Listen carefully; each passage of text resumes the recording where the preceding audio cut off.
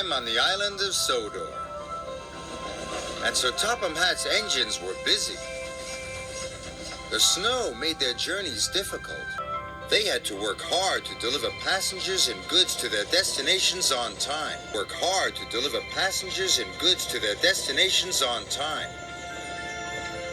This made the engines feel very reliable. Work hard to deliver. This made the engines feel very reliable. Elizabeth pulled into the fitter's yard with Thomas's snowplow. "I don't need that silly old thing," huffed Thomas. "Stuff and nonsense," steamed Elizabeth. "You can't be a reliable engine if you can't get through the snow." That made Thomas cross. "You know I'm reliable. I just don't like my snowplow." "Elizabeth is rude," Thomas chuffed.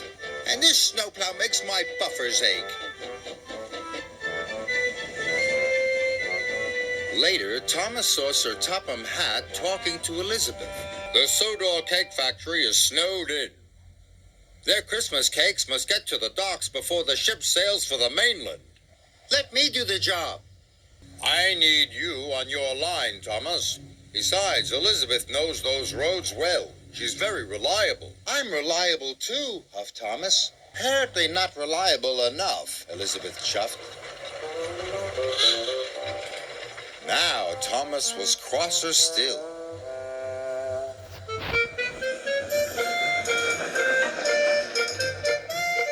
The snow was heavy, but Thomas arrived at every station right on time. Elizabeth was struggling to stay on the road. Her wheels did not like the slippery ice at all. When Thomas arrived at the docks to pick up Terence, he was surprised that Elizabeth had not returned.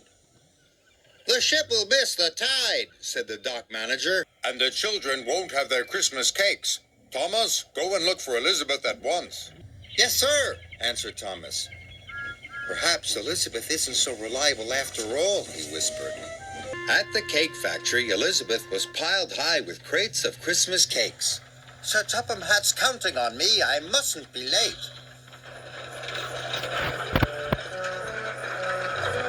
She chuffed onto the icy road.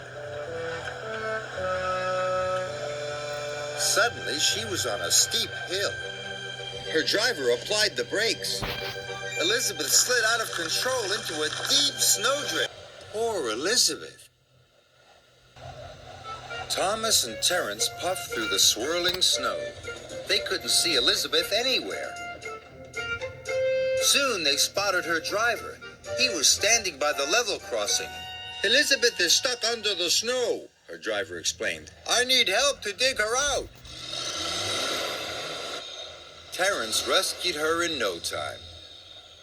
"We will have to hurry," said Thomas. "It wasn't your fault, Elizabeth. It's the slippery roads." Elizabeth felt much better. Thomas chuffed and puffed as fast as he could.